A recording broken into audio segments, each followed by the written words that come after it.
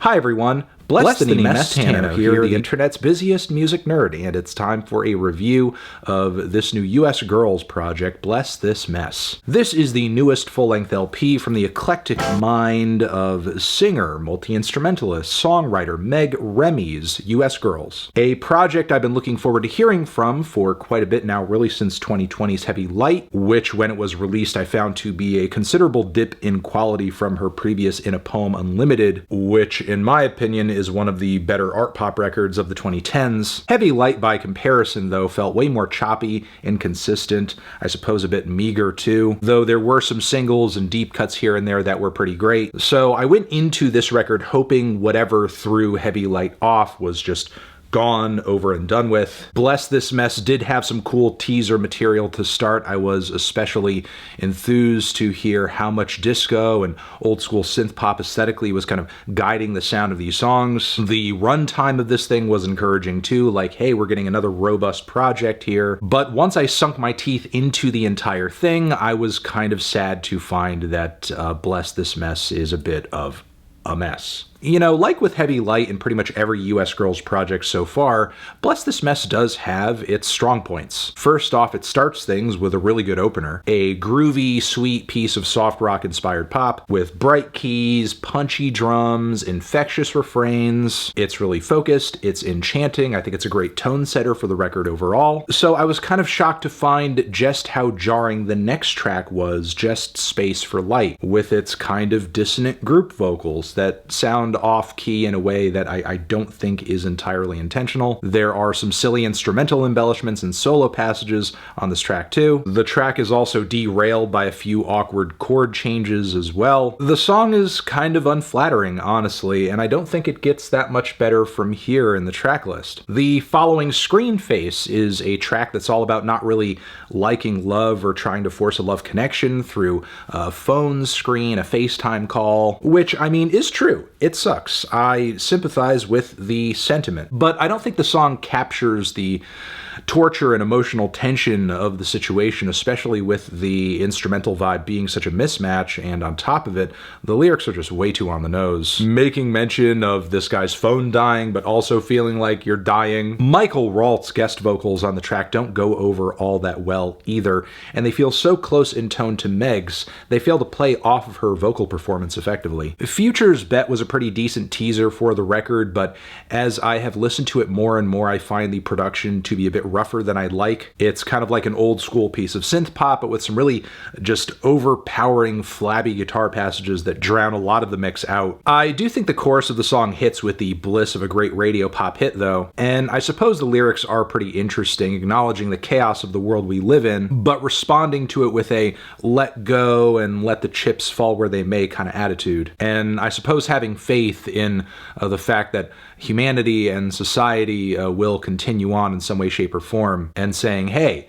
this is just life, y'all. So Typically Now was another teaser I liked from the project that actually hasn't lost its luster in the track list. It's a colorful and bold piece of disco and soul fusion with fiery background vocals, Phil Collins-sized drum fills. The angular lead melodies on the chorus that sync up with the synthesizers are really nice, and I like the lyrics of the track as well, reflecting on one's desire to escape our modern technological dystopia, also wanting to get out of the city. It's all about a struggle to find some peace in this world and put yourself in a place that you're more comfortable in. Next, we have the centerpiece of the record, the title track of the record, which is a spotlit piano ballad with a super solid chord progression, but I don't know if it's the emotional showstopper Meg intended it to be in terms of performance. Like, I could think back to dozens of quality, sappy ballads from the 80s and 70s that emotionally hit a lot harder than this, even with some commendable lyrics on the song about accepting yourself as a flawed person.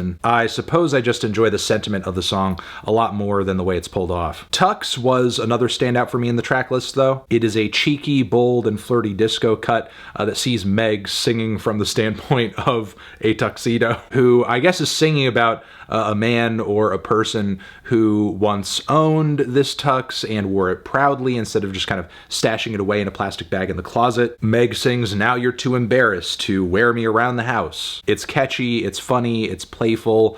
Lines like, "A costume, is that how you see me?" stand out with the most amazing amount of camp. Honestly, it's great. I can't get enough of it. But then this is followed by R.I.P. Roy G. Biv, which, I nominate for maybe the worst song on this thing. Like, given the title, I think some can kind of see where the song is going in terms of color, and I do like the lyrics' attempt to humanize the concept of color in a rainbow, but the stiff pianos on this track, combined with the refrains of red and orange and yellow and green, I feel like I'm listening to a bad public access children's song about colors. From here we go into a pretty unimpressive last leg on the record. St. James Way I found to be an okay ballad that gets lost in the sparkling and glamorous instrumentation it's covered in. Then Pump is a quirky nocturnal funk track with a super expressive bass line, and the lyrics of this song are essentially about using a breast pump to feed your child, which is honestly a pretty unique song topic. Given the front cover here, I think I went into this thing expecting at least some material on this record to be about motherhood. And for sure this track is, but I feel like it has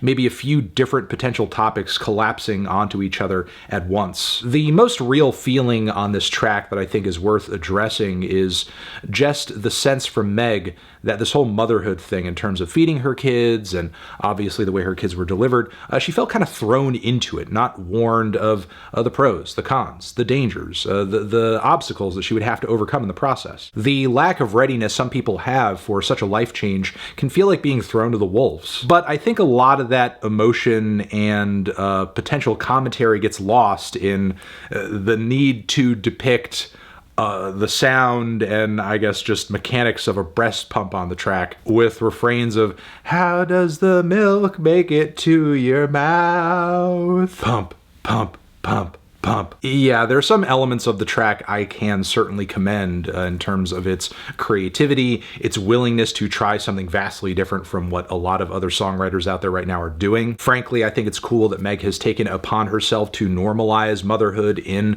music spaces such as the one that she inhabits, and commenting on the trials and tribulations of this experience is a good thing. But the assembly and execution of this track does leave a lot to be desired, as does the closing track, which I think, again, is another very on-the-nose moment where I think Meg kind of belabors this attempt to explain, I guess, the topical focus of this record in a way, which I just don't think was all that necessary, and once more, just sounds a lot like some forgettable PBS music programming. So I'm kind of torn on this record, honestly. It had some highlights, it had some lowlights, but even some of the weirdest moments, I had to admit, were pretty out there and creative and at least somewhat unique. I'm not really sure what else to add about this record other than, like with Heavy Light, I hope the next one is a lot better. I'm feeling a strong 5 to a light 6 on this one. Transition, have you given this record a listen? Did you love it? Did you hate it? What would you rate it? You're the best, you're the best. What should I review next? Hit the like if you like.